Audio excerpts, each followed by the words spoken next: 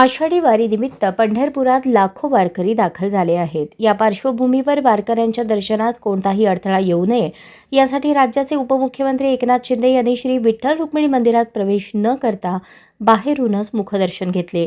वारीच्या नियोजनाचा आढावा घेतल्यानंतर शिंदे म्हणाले, पंढरपूरच्या वारीतील खरा व्हीआयपी हा सर्वसामान्य वारकरी आहे.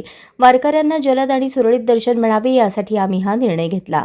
यावेळी मंदिर देवस्थान समितीच्या वतीने शाल आणि श्री विठ्ठल रुक्मिणीची मूर्ती देऊन त्यांचा सत्कार करण्यात आला. हा सन्मान विठ्ठलाचा आशीर्वाद असल्याचे सांगत त्यांनी तो नम्रपणे स्वीकारला. त्यानंतर उपमुख्यमंत्री शिंदे यांनी मंदिराच्या जतन व संवर्धनाच्या कामांचा तसेच प्रस्तावित नवीन दर्शन मंडपाचा आढावा घेतला. पंढरपूर कॉरिडॉर प्रकल्पाबाबत नागरिकांशी चर्चा करून त्यांना विश्वासात घेऊनच पुढील निर्णय घेतले जातील असेही त्यांनी स्पष्ट केले. यावेळी आरोग्यमंत्री प्रकाश आंबेडकर, गृहराज्यमंत्री योगेश कदम, आमदार तानाजी सावंत, समाधान अवताडे, राजू खरे, अभिजित पाटील आणि संबंधित अधिकारी उपस्थित होते. अशाच नवनवीन अपडेटसाठी जनता राज्य न्यूज चॅनलला सबस्क्राईब करा, लाईक करा आणि शेअर करायला विसरू नका.